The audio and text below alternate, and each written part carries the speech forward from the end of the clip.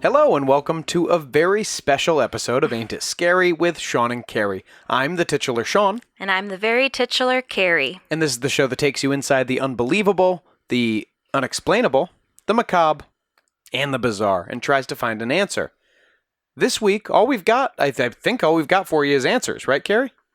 Pretty much, yeah. Or at least our guests do. We are all about ParaConn this week. We're all about ParaConn this weekend, certainly. But Caroline and I are swamped getting this show together, getting ready for this show this weekend. Mm-hmm. It's our first kind of event out and about with the public. Yes, our first invited as podcast hosts soiree. Yeah, exactly. And out meeting and greeting, mingling with the public, selling merch. One or two fans, maybe. I would love if there were one or two fans. Mm-hmm. But between that and getting everything ready for the next part of our Satanism Satanic Panic series, which is a doozy. Give them a little spoiler. Well, we're doing, I've mentioned it before, it's going to be the West Memphis 3. Damien Eccles, Jesse Miss Kelly, and Jason Baldwin were 3 teenagers who were sentenced to lives in prison. Damien got the death sentence for the murders of 3 8-year-old boys. The crime is absolutely horrific. And it's not something you can just slap together. There's a lot of documentary evidence, literally documentaries to watch for this case. There are 4 well-known documentaries made about this, so it involves watching at least all 4 of those, plus doing whatever additional research I have. So anyway, that's been a doozy of a research project, and we're getting ready for the show. My belated bachelor party snuck in over the weekend. Okay, well that's not the audience's fault. It's been a busy time, is my point, but we have an excellent interview here that we did with Charles Rosenay and Nick Grossmann, who are the founders of ParaConn. And this turned into a great conversation. Totally. And just to make sure, in case you've missed an episode here or there, ParaConn is Connecticut's first paranormal convention. Think of it as like Comic-Con for ghosts. It's going to be at the Ansonia Armory in Ansonia, Connecticut, which is supposed to be very haunted. We talk about that a bit in the interview. Yeah, Nick and Charles tell us it's very haunted, deeply haunted. So look out for that. Yeah, so it's going to happen this weekend, July 24th and 25th. It's going to be at the Armory, and, we're just going to be there kind of mingling with everyone. We'll have a little table, but there's also going to be a ton of other stuff going on. Yeah, you'll hear about some of it in this interview, but if you're interested in the stuff this podcast is about, true crime, but especially ghosts and alien stuff, there's going to be abductees there. There's going to be plenty of ghost investigators. Throw a rock, you hit an investigator or a psychic of some kind. But please don't. Oh, yeah, don't throw rocks at these people. They're already dealing with the constant barrage of spirits. And certainly if you do, wear the merch of another podcast. Yes, absolutely. There will be a lot of vendors there, so I'm getting my bones together for, decorating the house, of course. You're talking about your dice? You roll them bones? Yes, exactly. There's going to be panels. My dad will be there, Paul Ferrante, who you'll remember from our Gettysburg Ghosts episode. I know there's a few Paul stands in our listenership, so you can go meet him too. Yeah, absolutely. And this interview that we did, we started talking about the con, but we got off on all kinds of things. Nick Grossmann is a paranormal investigator of the, Zach Bagans mold. And similar to Zach, he's a sensitive, clairvoyant. He, participates. He does shamanism. Yep. And he's a really interesting guy. And then Charles Rosenay, who's the other co-founder, he's like the showman. He's the enterprising fellow of the duo, and it kind of works out like me and Sean, actually. Yeah, Charles has made a career of his horror fandom. Yes. And I'm very jealous of. Yeah, he takes people on tours to Transylvania, to stay in Dracula's castle and that kind of thing. He's owned several haunted houses, spook houses, including Fright Haven and Stratford, which we attended. Couple times. So Charles is right there in this whole world too, but Nick talks in this podcast about like the ghosts he's seen and stuff. Yeah, it's very cool. And a lot of this has to do a ton with Connecticut. That's something that me and Sean are really passionate about since we grew up here. We feel like it's kind of overshadowed sometimes by places like Salem or New Orleans. That's just more known for the hauntings and things like that. But there's a ton of history here. And that means there's a ton of ghosts. So, and a lot of legends, which we talk about. Yeah, exactly. So sit back, enjoy this conversation, and we'll be back in about, 40 minutes or so with some news for you. Yep, and if you'd like to check out more information about ParaConn, you could go to paracon.org. That's PARACONN.org. And you could also check out paracon.ticketleap.com/paracon. That's with 2 N's. And that's for tickets. So you'll save a little money if you decide to go. Yeah, there is free parking. You're going to want to park. There's some parking there. There's some parking down the street, but it's all very walkable. Yep. And bring your money, bring a tote bag. Yeah, there will be food. And we'll be there if you want to talk about, aliens, ghosts. If you want to debate Sean about the existence of poltergeists.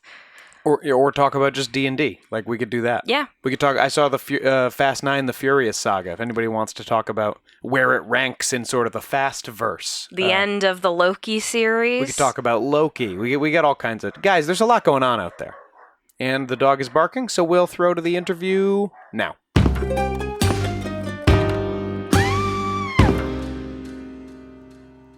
Okay, we have with us Charles Rosenay of Tours of Terror and Nick Grossmann of Ghost Storm Investigations, the founders of ParaConn, Connecticut's first ever paranormal convention, where you guys can catch us this weekend, as well as a whole bunch of other, frankly, more exciting stuff. So here's a question for both of you, whoever wants to tackle this first. How did you guys kind of get attracted to the paranormal field? I grew up, I was born a shaman. I was born with access to the supernatural world. When I was younger, I didn't quite know what was actually happening to me. I would see all sorts of spirits, entities, creatures, you name it. I had my first experience actually in my old house in Norwalk. And I remember being 2 or 3 years old. Now, it's very bizarre to actually have a memory this early in age, but I don't know what they were, but there were these white silhouettes staring at me in my bed. No face, no nothing, very shadow-like, but a white glowing light. And fast forward a bit, we moved to another place in Norwalk. Behind us is a convalescent home. Now, we used to play ninjas on the nuns over there. They used to really love us there. But somebody would, pass away like once or twice a week, and we'd behind the bushes and watch them as curious kids come out. And, that's when really the spirit stuff started happening. And, I really did realize that, spirits as a psychic, they're different from a typical person that's non-psychic. A spirit, we have a certain light that a spirit is attracted to. So many of us psychic people, especially when we're doing paranormal investigations, it actually benefits us with that whole thing. But I often say, like, the spirits are the fish and the psychic is the lure in a supernatural river, if that makes any sense. It does to me. So you really had no choice. It kind of just happened. No choice. If you're born with this calling with shamanism, you have no choice but to accept it, because what happens is it's actually a real phenomenon. It's called shamanic illness. And what happens is that 1 second. That's one thing we can't control is the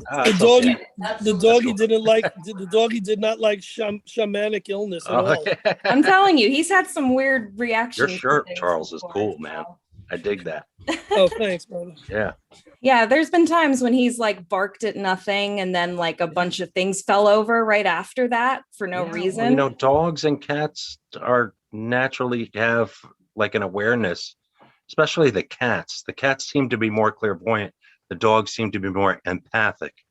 Oh yeah, The this dogs one's could real sense empathic. when you're sad, angry, happy. They could sense that. The cats more really see like the spirits, and spirits don't like cats because cats think that they're little toys and they chase them around the house. This is what everybody who has cats and is in a haunted house will say that cats follow things that aren't there, and spirits don't like cats. And as a matter of fact, in Egypt, they used to use, cats to protect them, from the spirits, so. Well, they're still so in tune with their instincts, I think, Right. whereas dogs are really in tune with us. Right. Yeah. So it's just really True. interesting to see the difference. Yeah, but Poe will stare up into an empty corner and just bark for half an hour. That feels like May have a something's gotta be portal going- there. Maybe a little doorway over there. I do that too, but I don't know if there's a real reason why I do that. Just barking at the moon, Charles. Charles, how did you get involved with all this spooky stuff? So I've been producing tours overseas for quite a while. We do the Dracula tours to Transylvania, where people spend, Halloween night in Dracula's castle, and it's very commercial. It combines the Vlad history with the legend of Dracula and all that. And I've been doing that for many years, and also running haunted houses around, in the area. We originally in West Haven, Connecticut, and then moved it to Stratford, and it's, Connecticut's largest indoor haunted attraction, Fright Haven, which I'm still involved with, and I founded and no longer own. But we also do ghost tours. So all the people who went to the Dracula tours had such a great time. They said, well, can't we do a similar trip to like England? So we did England, and then we did Ireland and Scotland and Prague and Czechoslovakia and Israel and Cuba and Hungary. And we got one coming up to New Orleans in November. So I've always been in the horror field, being first a lover of the horror genre more than the paranormal. And then I've transitioned into this through Nick. He came to visit Fright Haven as just, an attendee, as a guest, as a visitor. And he says, this place is very haunted. I go, duh, yeah, it's a haunted house. We make it that way. And he goes, no, I'm really serious. I'm sensing something. And he tells me about himself, and that, when he goes to a place, if there's something there, an entity, a feeling, and he senses it, and he's the real deal. But I didn't take him seriously until we researched and discovered that the haunted attraction Fright Haven and the parking lot were built over Indian burial ground. Absolutely. And I was like, whoa. Poltergeist situation. They didn't move the bodies. So the first thing we did together was, an event called Ghost Lab at Fright Haven. Fright Haven happened to have an upstairs mirrored room, and we invited 50 people who all had this shared experience with video, with multimedia, but it ending with Nick doing a scrying session, which I'd never heard about. Mm-hmm. Everyone sits in front of the mirrors, lights go off, candles go on, and people have just the most amazing experiences. People who I never would have ever believed would have had paranormal experiences did. And because of the success of that, not success on many levels, first of all, the fact that it sold out, but more importantly, that people had successful experiences, encounters during the event, we decided we'll take it to the next level. We did trips to Dudleytown and trips to Booth Memorial and Stepney Cemetery, where the Warrens are buried, and all these places. So we've nurtured a relationship where we're the partners. He's the shaman and I'm the showman. We're a great team, me and this guy right here. I do the promoting. I'm the huckster. Big time. I'm the Ed Warren of this team, and he's the Lorraine Warren. I'm the Lorrain. He's the sensitive, and he's the real said deal. That at one of our Dudleytown tours one time to somebody. I remember that was the first time he was like, "I'm the Ed and he's the Lorraine." and so, guys, Yeah. You say, ain't it scary? Yes, all the things we do, there are scary elements to just about everything we Absolutely. do. And that's the part I love. I love the scary stuff. Yeah.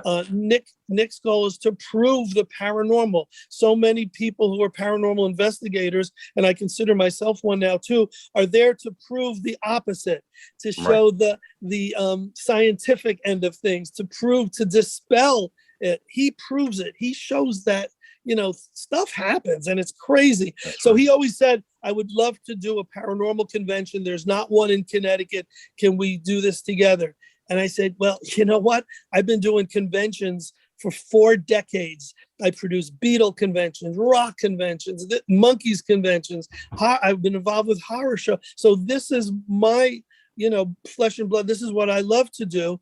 And with Nick, just worked out just perfectly. It that was the whole perfect thing. combination and tandem of two people to put on what we're hoping is going to be like the most amazing event for people who love this stuff. We're going to have a killer turnout. I mean, we got 60 vendors there. We got some awesome paranormal investigators that are well established and well educated in there. We got like Bill Hall going to be talking about his book on Lindsley Street, 966 Lindsley Street in Bridgeport.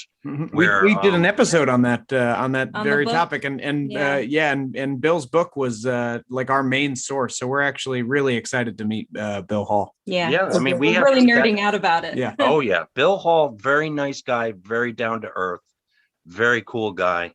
Definitely a mega experience in the paranormal world, especially because he was connected with Ed and Lorraine Warren. And we have all sorts of very interesting elements, not just paranormal investigators coming to this thing. We have psychics, we have horror, enthusiasts, we have paranormal investigators, anything eerie that is related somehow tied into paranormal or horror is going to be there. Nick, I'm a big horror nut myself, just like Charles. I got oh, there you go. There's Michael Jason. Michael Myers. Michael Myers. Yes. Nick, don't we have a guest who was actually abducted by? Yep, we have this guest, Ralph, Levench. I'm not sure how to pronounce his name, but we have a guest. He was actually abducted. The stories this man told blew my mind. This guy has so many stories. One of them, which blew my mind, was he was laying on the couch and there was all these white lights started shining through the windows. And these 4 beings came in, and one of the beings just touched him on the arm, and he could hear telepathically the voice saying, "Don't worry, this is just a test. We're going to be taking people with us. We're just testing the right ones out." But he's got all sorts of wild stories about this. Did they come back and take him later after the test? He's been abducted, aboard, whatever, these ships are. But you'll have to hear it. This guy's stories, I was fascinated. Honestly, I honestly wanted to write a book about this guy's stories, to be honest. That's how fascinating. I like writing. I'm hoping they're going to return a visit and pick him up over the weekend. It would be great timing. Yeah, absolutely. Yep. As long as he doesn't. The government just announced that UFOs are actually real. All that disclosure that just dropped was amazing. We've been talking about that on the show for sure. Right. Yeah. And the armory itself is this cool kind of fort castle-like structure, and it's really, really, really cool. And we did a paranormal investigation there and got all sorts of stuff in there. So that's definitely haunted. Absolutely. Yeah, I was going to ask what did you pick up in the haunted armory? What can there's we expect? Like a shadow. Everybody kept seeing like the shadow being racing around. I actually caught a photo of. Actually, I didn't catch it. My guy Hector caught the photo of it, but it's really wild, and it looks like it's like scaling on the wall. It's very wild, and all sorts of things happen. We got anomalies flying around. I don't use any old anomaly when it comes to paranormal evidence unless it's impressive. This one was a sphere Wow. This one was a spear that flew out. Like, in any haunted place, you're going to get anomalies. But when it comes to video production and making a short film or a documentary, the evidence has to be cutting edge. That's the way I see it. Absolutely. Do you go to, so Nick, this is what you do. I mean, what kind of equipment are you out there using? Are you getting audio evidence as well? Well, my guy on my team, Jeff Gary from Connecticut Paranormal and Supernatural Tracking Society, he's an EVP specialist. He's very good at it. My thing is infrared video. That's what I'm in charge of, the video stuff. Charles is more like the skeptic. He's got into paraphotography. He got some really killer stuff at the Ansonia Opera House, actually. Yeah, He some got a crazy red orb. photos. He got this red anomaly. And I only see, you know what? I've been doing this for 20 years. I only seen that once at Union Cemetery in Easton. That's a crazy It's a place. very We had rare some of thing, our actually. engagement photos there. Yeah. Yes, we So that did. tells you a little bit about us. Right. Yeah, Cool. that's Guys, a very intense place. I wanted to add, we found out after the fact that one of the places we explored in the armory was the firing range, which is in the underbelly, and it's going to be locked up because they're afraid there's too much lead content. We don't really know what the deal is, so they're locking it up, and it's not going to be able to be visited in the future unless they do an incredible cleansing of it. But We'll tell people it's too haunted. You can't go down there. It's too, Right. it's too haunted. But what Yeah. we found out after the fact is that a military man used the firing range for his own needs. He wanted to kill himself, and he did. So there was a death down there, Mhm. which we didn't know about till after the fact. Yep. Mhm. So it may very well be too haunted in addition to all the lead contamination. It's a eerie looking building. I'll tell you that. It really is. It's very fascinating. It really does look like castle. It's got a cannon on the front lawn over there too. It's really wild. If people come, they should definitely do a photo op right on the steps in front of the front of the Absolutely. fort, in front of the armory, because it looks Mhm. like an amazing ancient It does, facade. yeah. It's got wild. a great look to it. Yeah. Mhm. Well, I hope anyone who listens to this show should be coming to this. Yes, and we know some of our listeners are, so thank you all. We problem. we cover we cover true crime on this show, and we cover ghosts and aliens. Oh, anything scary. So it's really if you like this show, there's no reason you wouldn't make the drive to this event. Yeah. Yep. I'm And the saving up my money website, for the our vendors, website so. for ParaConn is paracon.org. PARACONN, like con, Connecticut.org. You get tickets there. But it's going to be a huge event. I'm very excited about it. We've worked very hard at this. It's going to be good. Trust me. It's going to be months of planning, a lot of yes. great people involved. I know you Yep. guys are going to have, a display there. You're going to be there live. And I think we have some special authors who are coming. Tim McLaughlin of Tell Tales is going to be there, coming from up New England somewhere. And Paul Ferrante, who has written the TJ Jackson mystery books, is going to be there. You guys might have heard of him once or twice. maybe- before. maybe That's a right. little bit. He's Right. actually been on the show. Go figure. Yeah. also going to be displaying some paranormal artifacts there too. And I've got videos of them moving around and all sorts of stuff. Oh, fantastic. excited. Yeah, I've got a about that. collection of those. I have a museum. It's in storage right now because of COVID, but very shortly I'm going to start doing it again. And now it's in storage. But let me tell you, when I had those things out in exhibit in the museum, there was I have a ventriloquist dummy that chatters its teeth, like it turns its head and breathes. No thanks. all sorts of crazy stuff happening there. And I That's one of the slept few in there things. too. Ooh. I slept in there. I hope you taped it because It was an adventure. Oh, I got a lot of videos of those things. I had to get them out of my house. That's why I started the whole thing. I feel stuff grabbing my feet and all sorts of, it's a long story. Nick, we're fascinated with shows like Ghost Adventures. I'm a huge fan. I'm a huge fanatic. What do you think is the most accurate or the best one of those shows? Who's I really like doing it right? when they did the Skinwalker cave and like the the Native American tribe had invited them into a forbidden cave where they won't even go in. As a matter of fact, they were escorted by these Native Americans carrying M16 rifles. And Zach Fagan said, "What are the rifles for?" He said, "If I see a skinwalker, I'm going to shoot it."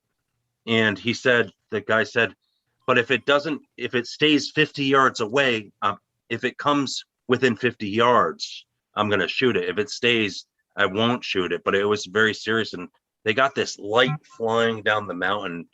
It's that's skinwalker stuff. I actually have a photo of a skinwalker in Shelton. I got one at a Native American fort. Wow. Yeah. And I got a lot of people are terrified of it. Yeah, what's really interesting about that is, I mean, I'm on the creepy side of TikTok, Right. and stuff like that, especially stories about Wendigo and skinwalkers, have become so popular among people, millennials or even younger people, because I think it's just easy for people to share their own stories on platforms like that. So I knew about it, but now it's like the typical thing that might come up on TikTok. That stuff is real. I'll tell you this right now. Nothing sounds weird to me. No questions sound weird. No questions are even funny that people ask me at lectures. I've seen everything now. I've seen, a Native American cryptid appear right next to me in Freetown State Forest, Massachusetts. And that blew my mind. I actually have a photo of it standing right next to me. The thing's been following me ever since. I need, well, maybe that's I'll one show more. you the photos. That's one more. That's one more ticket sold to the con. Hopefully, you get that skinwalker in there. Yeah, absolutely. Yep. But I need. We have a really solid team. Like everybody, I've got 2 cameramen, including myself, and I got Charles is really good with the paraphotography, and he's also extremely logical with it. So if he feels like the evidence is non-paranormal, he's definitely going to voice his opinion, and every group needs that. And then we have Jeff and Diane, who are extremely great at EVP stuff, and a bunch of psychics on the team too. I call it psychic magnet. What's interesting is we'll go into a place, the Armory, the Ansonia Opera House is an example, and Nick is saying, "Oh my God, this place, it's not dead people, it's the opposite. It's alive. It's alive." And I'm taking pictures where I think he's seeing things, and I'm taking tons and tons of photos, and I'm seeing nothing at all. And then I look afterwards at the phone and the camera, and I had 2 specters. They look like 2 Nosferatu specters walking across the room, levitating about 10 feet off the ground. We had that red orb that he told you about, and then we had a doorway, which was on the far side of the opera house, and it's just an empty doorway. And in 2 of the shots, there's a black shadow figure in it. And if I didn't take the pictures myself, I would say, okay, Photoshop or but it's the real. It's just unbelievable. Absolutely. I wasn't expecting that place to be that haunted until I got in there.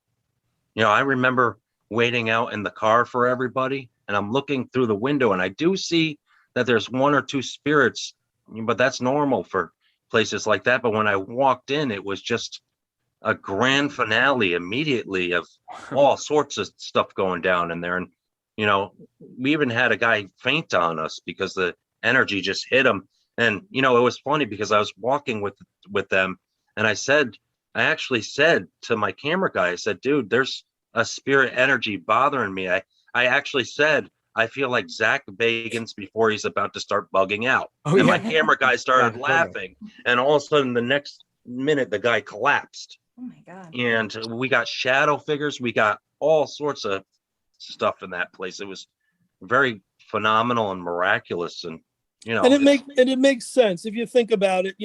If people attend a theater in those days, and that's their joy, and maybe once a week or once a month, that was their social life. That was only social life probably, besides staying at home. And that, like a town square or a town village or a church, you think of all these places that are haunted. It makes sense because spirits might have gone back there to recapture their best times in life. And most of them are benevolent spirits. People say, "Ooh, aren't you scared of the ghosts?" No, why?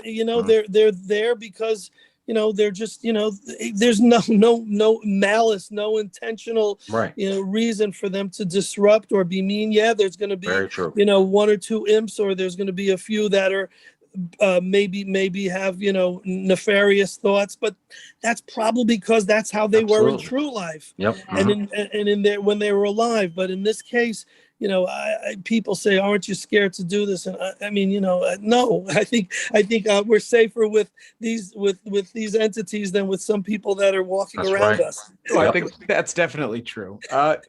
Mhm. What do you think makes a place more haunted or more susceptible to haunting? Excuse me just for one moment. Do you No mind? problem. Yeah, I no, just not gotta at all. tell my son to lower it.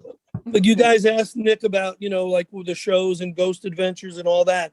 When we do all our European adventures, our European tours of terror, so to speak, someone by the name of Richard Felix is our co-host, and he was on BBC's Most Haunted. Oh, one of the And he originals. he was one of the originals, and he's still kicking around. He does a weekly podcast just of himself chatting, and people, ask about this and that, and he'll answer live on the spot.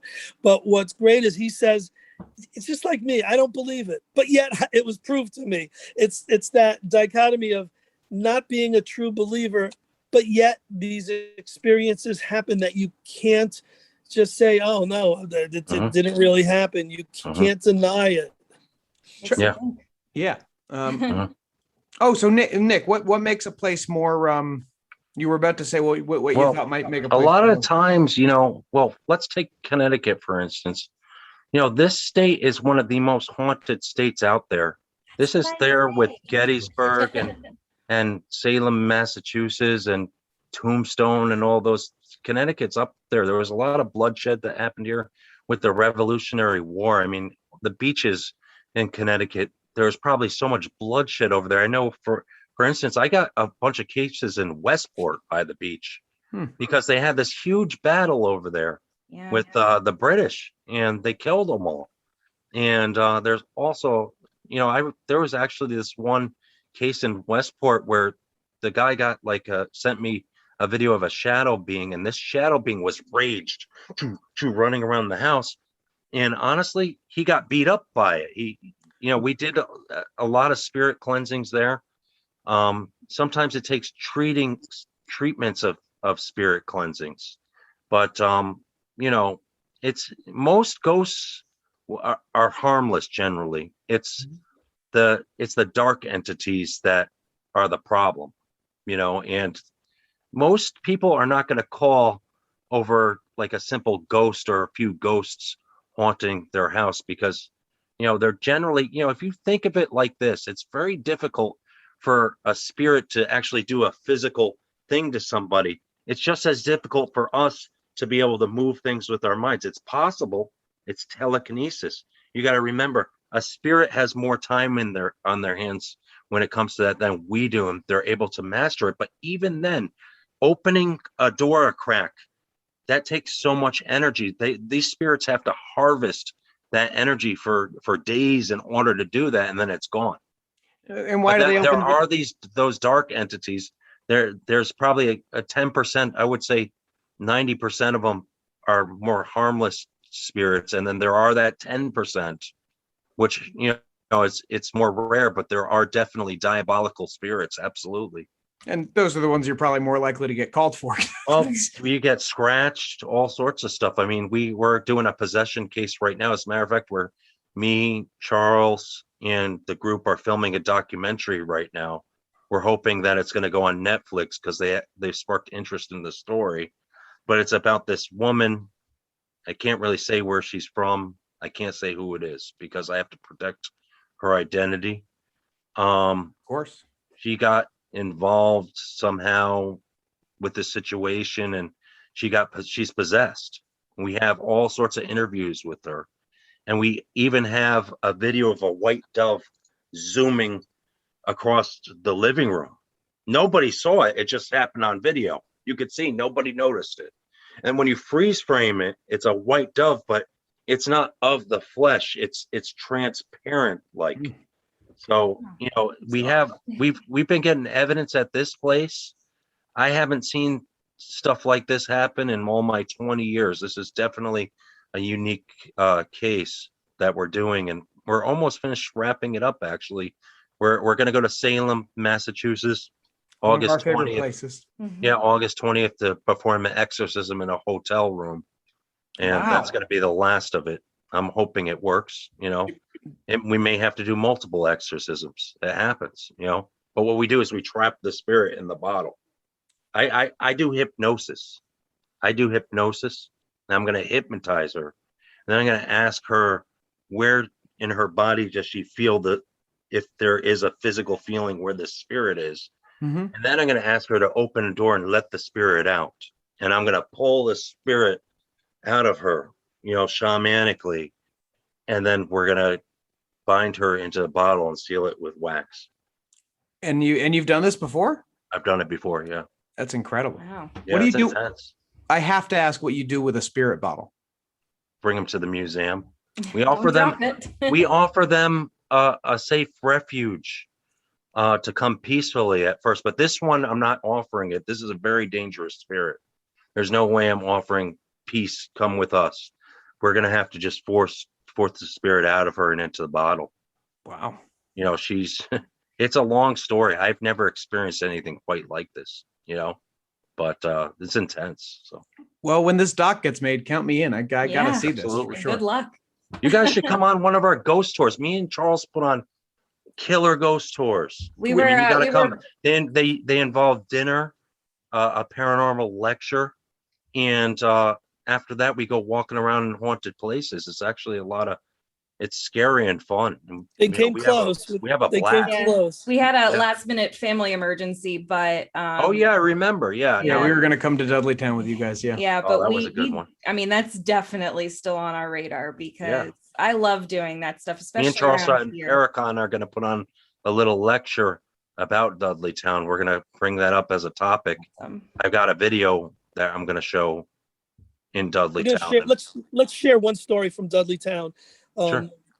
Please. I know which one you're going to share. Yeah, Nick has always told me before I ever went that you walk beyond a certain point, you come into an open field, and then all of a sudden it's like silent. It's like death. Mm-hmm. You won't hear crickets, you won't hear bugs, you won't hear birds. And sure enough, we go into this place, and that's exactly what the case was. No life except for our travelers. Now, mind you, we did 3 trips already to Dudleytown. And on this one of the gals is pointing to the other side of the forest and points out something, and we have no idea what she's babbling about. Oh, yeah. And she tells us, and afterwards she says, "You saw the other hiker, right?" And what other hiker? The one in the black, all black with the black cowl. Mm-hmm. And the more she says it, and she says the blacked out face, the more she realized that it couldn't have been a hiker. And we said, no, there was no one else there. But that's not the best story. The best story is there was this one guy who was along with his girlfriend, and she was the more paranormaler. She was very much into it, and he wasn't. He was just, one of those non-believers having fun, taking pictures. And all of a sudden, most of the group starts pointing to him. Yeah. And why are you pointing to me? Nick is going, "Oh my God, look at this." The guy's hair, for no reason, just started to stand up in the air. Yeah. Like there was electromagnetic force pulling his hair up in the air, like he touched, a socket, and it went a balloon. Everyone took pictures of it because we had to have. We have a picture of it. We showed him, and he could not believe it. He didn't feel it. It made his whole day. Yeah. It made his whole day. You know what's interesting? I always say when you tell this story is we're way up in the mountain. There's no Wi-Fi. There's no electricity. Very hard to get a phone signal up there, and all that static stuff. Yeah. I'll never forget it. I mean, Dudleytown, it's, that show Skinwalker Ranch. I always say Dudleytown is another unique place like that.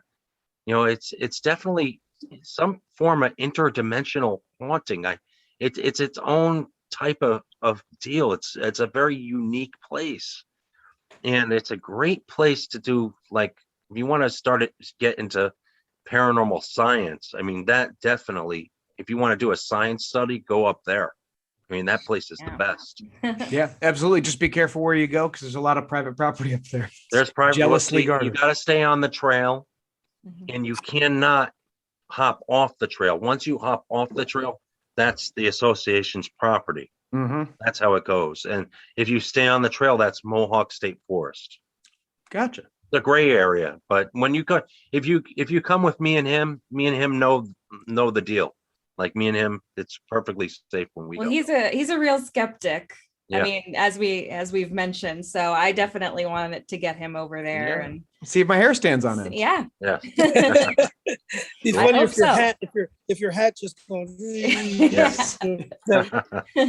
And listeners, here's a reminder to go back and listen to our Dudleytown episode. And First 2 episodes. oh are yeah, haunted Connecticut legends and lore. We talked about Dudleytown then, and that'll give you melon heads. That'll give you a little primer to then go take a ghost tour with Charles and Nick.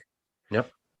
We're planning a Sawmill City Road ghost tour in Shelton. So Nice. with the melon heads, I'm gonna Dracula Drive. we're just getting a permit for that, and as soon as we get a permit for it, we're gonna do some ghost tours in the woods there. That's awesome. People- I Very love that excited. story. People who come to ParaConn are going to get, the program in the front, and on the back it talks about all the events we do and some of the places we have lined up. But if people want to take a trip with us, they can always email CT_ParaConn, and it's of course the 2 ends, like it's ctparacon@gmail.com, or they can call in Connecticut 203-795-4737, and we try to do at least one paranormal investigation a month. That's a little tour of terror open to a small group, 10 reservations only. And it's pretty much the deal, like Nick said. We have a dinner, a pizza, whatever, an orientation, a lecture, and then we do the actual hike or trail or exploration. Yeah, it's Fan- great. Fantastic. Everybody come and meet Charles and Nick and come You see mean us this phantasm. weekend. I mean, phantasm, not. Oh yes, yeah, not Fantastic. fantastic, phantasm. And I just have one more question about the trips, Charles. Or are you drawing on the experience you have from all these trips? What's the scariest place somebody could go visit? What's the most haunted place in the world? It's a great question. So the most haunted places are the ones that you read about in all the books. In Haunted England, you hear about Borley Place. There's set places that we go to on the trips that are not necessarily. Oh, we lost Charles. Okay. Okay, I think he'll Charles, come you back. there? We All study right. this as a science. I mean, I'm definitely, everybody in my group, we're not religious based. Everybody has their own spiritual belief, but we're more of a science study group than anything really. Well, sure. Paranormal science. There's a lot of scientific equipment Oh, yeah. involved. You've got the infrared camera. You're collecting EVP. Well, we want to figure out why. We want to figure out what makes it tick.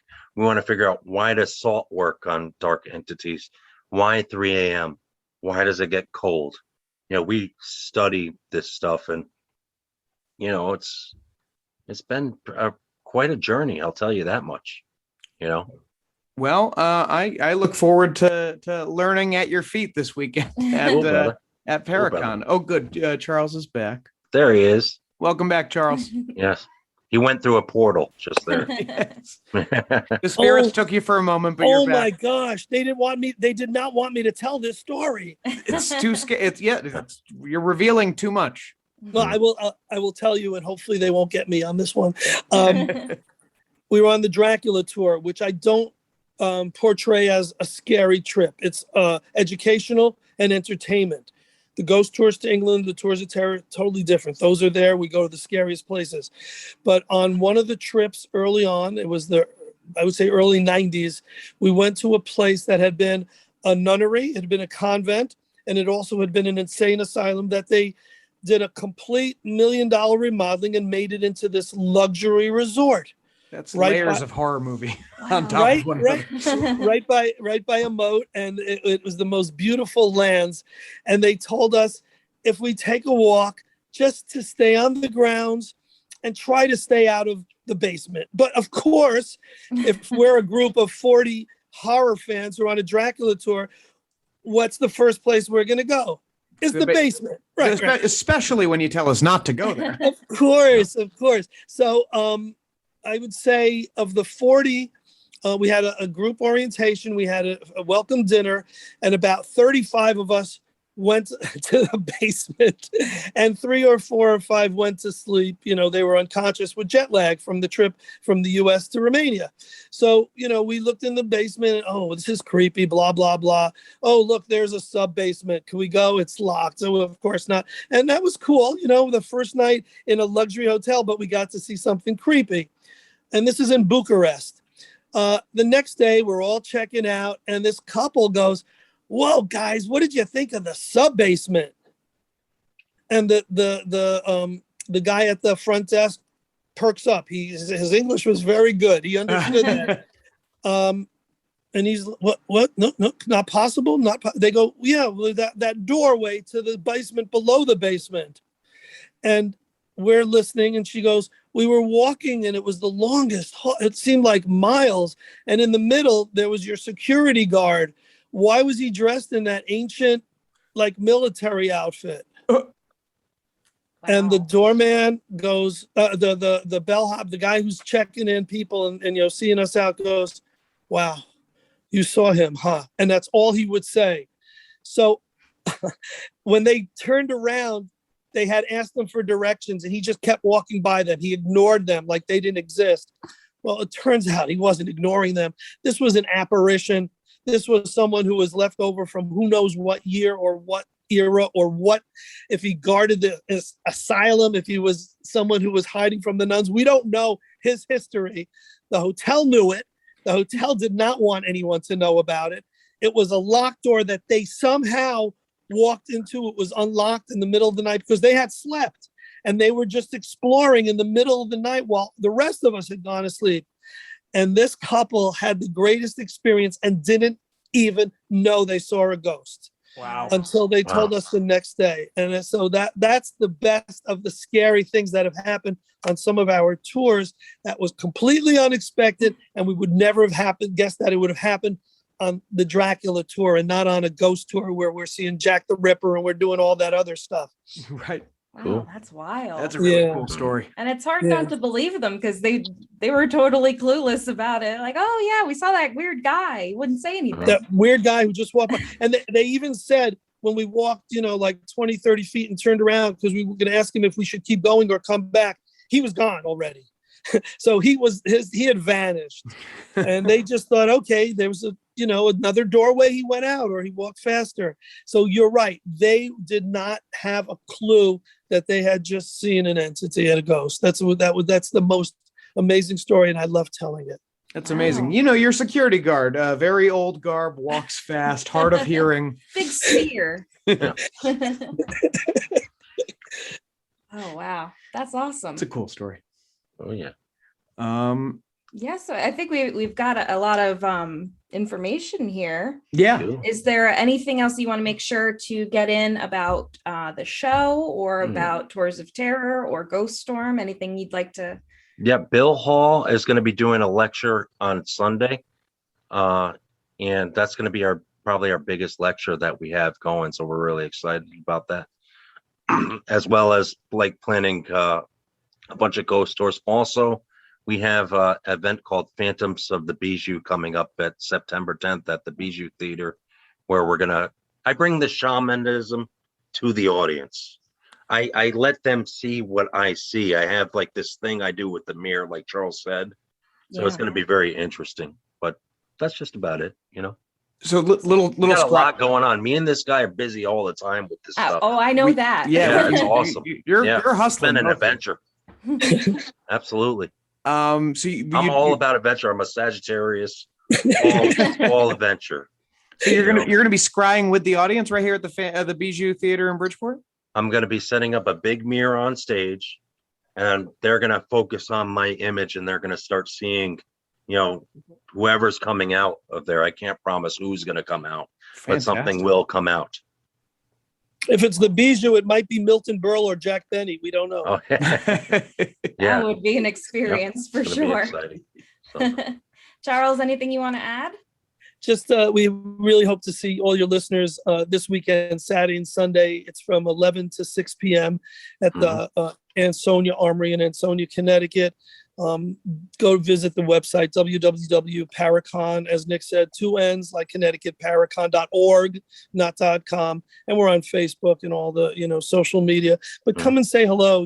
I have a new book coming out, which unfortunately, it's a horror book, is not going to be ready this weekend. This was going to be the launch. So I'll come on again with you guys and hopefully talk about that. Yes, and by please. by then, Nick and I will have a whole lineup of places to go and more experiences to share. That's Totally. right. It's fantastic. and also for the fans, Google ParaConn Ansonia, because then there's a bunch of articles that they can read from CT Post, New Haven Register, and even Fox 61 covered it. But there's a whole bunch of information on those articles that are pretty cool. So Perfect. Fantastic. And Nick, you're also at VAGA paranormal.com. Yep, VagaParanormal.com. VagaParanormal.com. I named it that because I'm a bohemian person, and I kind of live that gypsy vagabond unconventional lifestyle. I love it. It's been a mission, I'll tell you. It's been cool. What could I say? That's awesome. That's fantastic, man. And I got my brother over here joining me on this mission over there. So with this paranormal thing, it's going to be awesome.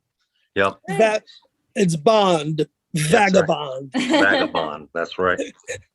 And Charles, you're also at ghosttours.com with 1 T. Yeah, it confuses everybody because they go to the other one, GHOSTOURS.com or toursofterror.com. Both of those are, yeah. And Drac Tours is also one of our websites, which is DRACTOURS.com. So people Charles can is hustling, Just guys. squat You're all gonna those deal URLs. with- When you they deal can with me and rewind him, this- you're dealing with 2 huge Renaissance men here. I mean, Oh, we arts, paranormal, ghost tours, theater, you name it. We juggle it around somehow. We get it going. I love it. When Charles isn't hunting ghosts, he's just squatting domains, just as many domains as I can grab in case it's a business someday. I love it. Smart thing to do. That's amazing, guys. All right, and catch both Nick and Charles and us this weekend at ParaConn in Ansonia, Connecticut, and at paraconn.org. That's ParaConn.org. That's right. And the tickets are on sale there now. They have been for a while, and they're a little more expensive at the show. So do buy them in advance. Reasonable. Oh, yeah. Oh, this thing's a steal at any price, but I think $15 even at the door. Is that right? It's 15 in advance, 20 at the door. 20 at the door. It's an amazing buy, guys. Frankly, just seeing my wife's smiling face is worth all the money. Oh, wow. Ain't it not scary at all? Well, thank you guys so much. Thanks for having us. coming Thank you. on. Bright blessing. Big namaste for everybody. Big shalom. Blessed Big, be. big love for everybody.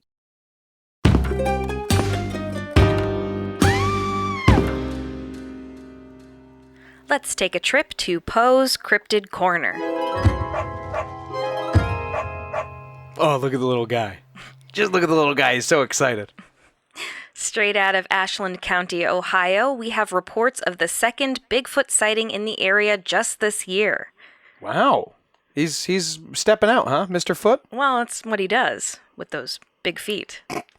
The Richland Source reports that a 51-year-old Ashland County resident with over 20 years law enforcement experience reported a Sasquatch sighting on June 9th that he simply couldn't explain away. Oh, I thought you were going to say this 51-year-old resident was the Bigfoot.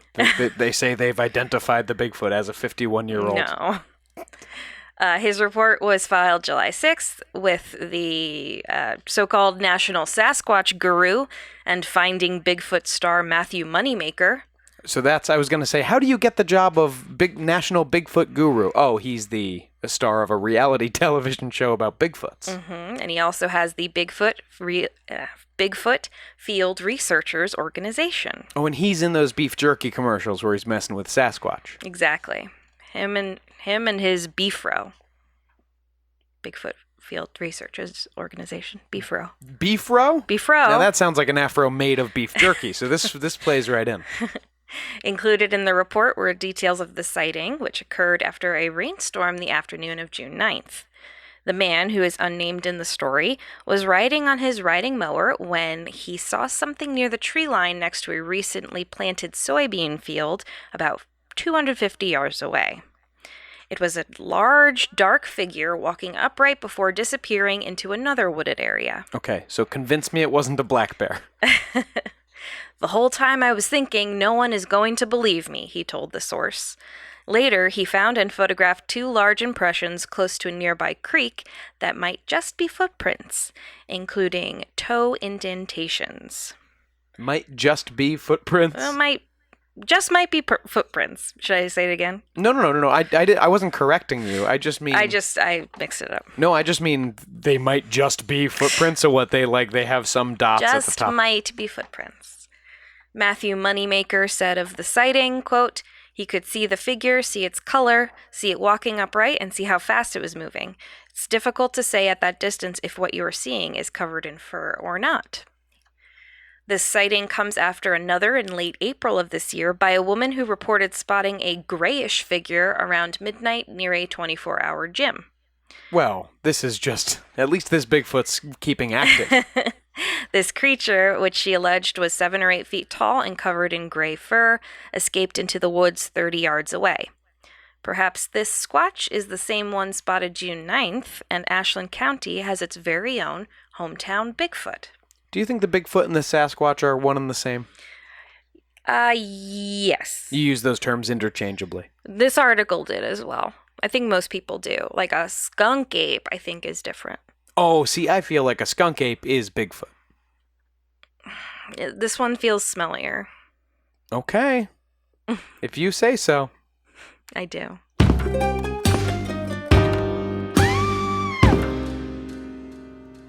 That's it for this episode of Ain't It Scary with Sean and Carrie. Like us on Facebook and follow us on Twitter and Instagram at Ain't It Scary, and check out our website at ain'titscary.com. You can support the show by supporting our sponsors and becoming a patron at www.patreon.com/ain'titscary. And please subscribe to the show and throw us a 5-star review on Apple Podcasts. We'll be forever grateful. Yeah, Patreon's fun. You can throw us $1 and just tell us that you like us. You don't have to do any of this, by the way. This is a free show. But if you kick in a little more, we've got some little bonus content that comes out every month, and we're working on a whole lot more of that. So if you want to hear what we're doing on these mini-sodes, we've got some great stories there that just don't... They might fit into your schedule better, frankly. They don't take up quite as much time as our deep dive kind of main episodes do. So come on over, and special thanks to our top tier patrons: Nate Curtis, Sean O'Donnell, Jared Chamberlain, Maria Ferrante, Robin McCabe, Comfy Mike, Alex Nakutis, and Ryan Regan. We love you guys. Don't forget to join us at ParaConn if you're local this weekend. You can find more information at paracon.org, ParaConn.org.